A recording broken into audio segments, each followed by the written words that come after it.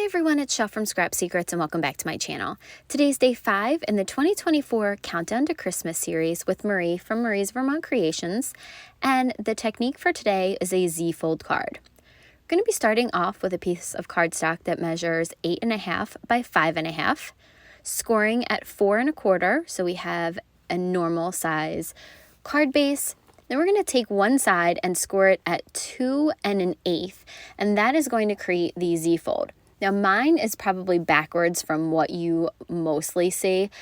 I didn't really think about how I was scoring. I just picked one side and scored on it. But you can make your ZFold fold out to the right or fold out to the left. It doesn't really matter. And because I'm a little bit extra, after I went ahead and creased all of those folds, I am going to put a mark on there. And so it's going to be a slant. And we're going to cut off a piece. Because I left this closed, we are going to get an M, like a mountain fold on the, or like a little mountain, a dip on the right hand side. However, if you did not want this and you wanted just that straight angle from one side to the other, you can go ahead and open the entire piece of cardstock and just cut it off.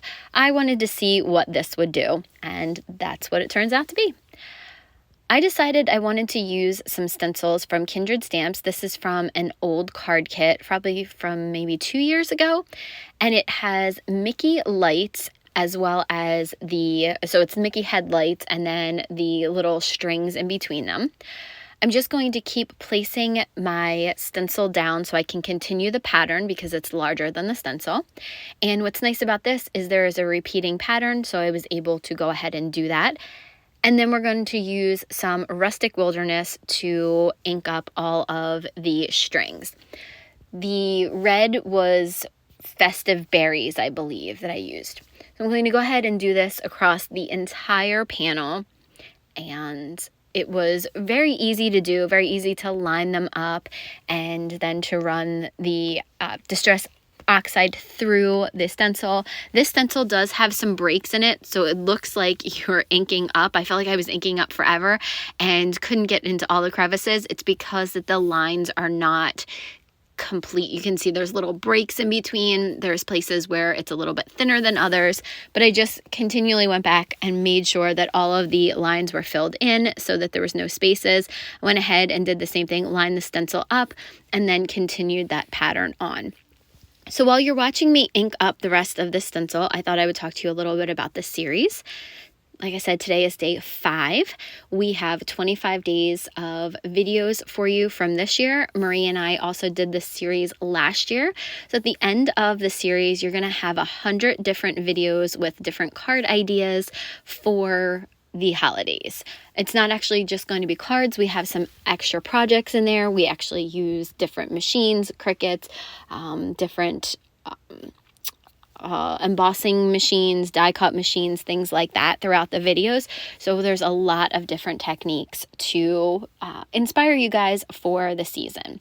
If you have not checked out the intro video, I will have a link to that in the more information section. So make sure you check that out, as well as a link to Marie's channel. You want to make sure that you check out both of these things because the intro video gives you a little bit more of an idea of what the series is about, as well as what you have to do to be eligible for prizes. And then you want to make sure you check out Marie's because you have to be subscribed to her and you have to follow all the rules for both of our channels. So make sure you check out both of us. We really, really appreciate you guys watching the videos and supporting us and commenting. Love it. It's a lot of work to do this series, but it's also so much fun and I love to see your feedback. All right, so let's get back to the card. These frames are from Hero Arts, and I think they were the smallest frames. I ran them through some green cardstock, put some red cardstock on the back of them, and then this is where I mess up. I glue the first one down, but I glue the other one to the back of it, and when I try to open up the Z-fold, it doesn't open because I've effectively glued that valley part shut, or that Z part of the fold shut. So I'm going to have to do a little bit of surgery when it comes to this. This is where I mess up.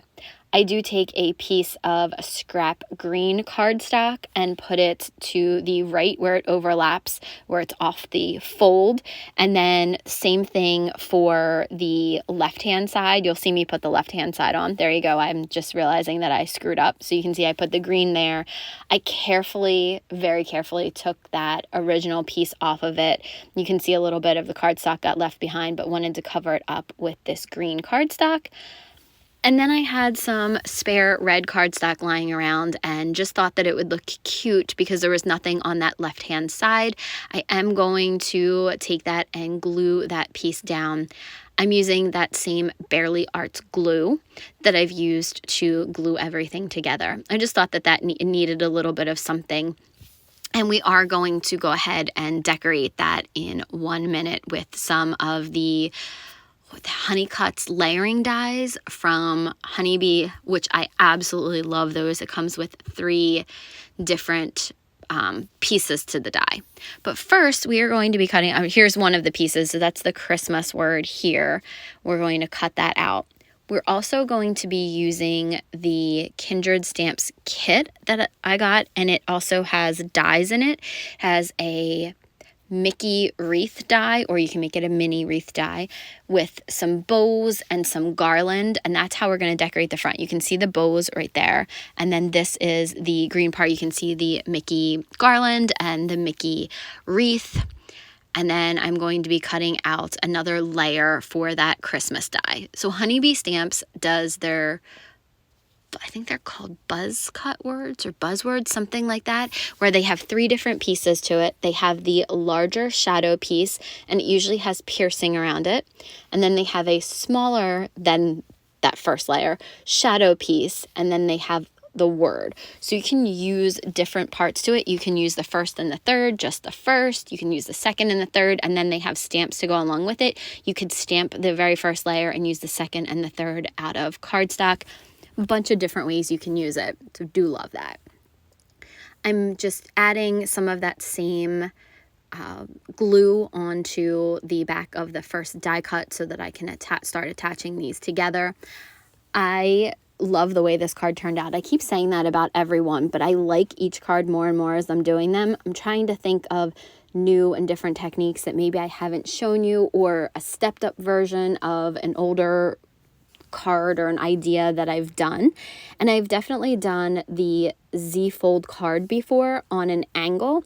I think a couple years ago I did it, and on the angle I did a punch, one of those Martha Stewart punches, and I thought maybe I'll just cut an angle on this one, and by accident I left the fold folded, and it created kind of that weird little V, kind of M, whatever you want to call it, shape on the top of the right side of the card.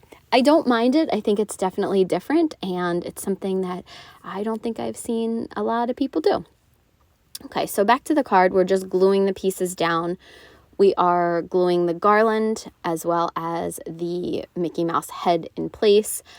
I don't think that I end up using that larger bow. I know I used the 2 smaller bows on either side. I think I left the other bow off though. I can't remember, and I can't see. Oh, no, I did. I put that on there. I'm sorry. I can't see the recording.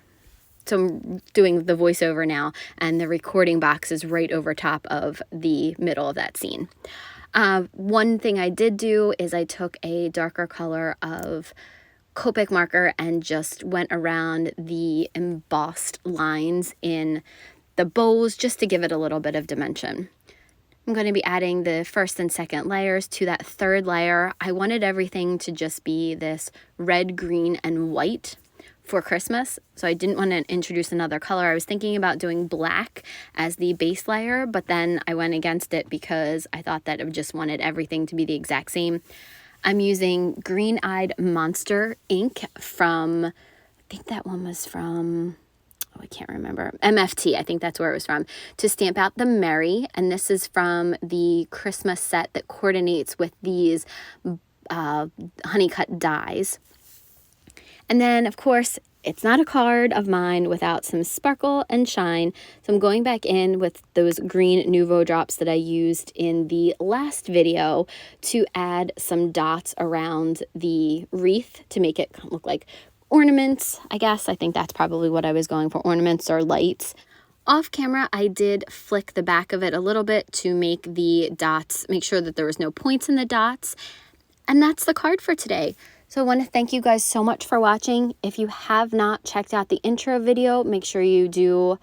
Information is below, as well as the link to Marie's channel. And I'll see you guys again real soon for another video. Bye!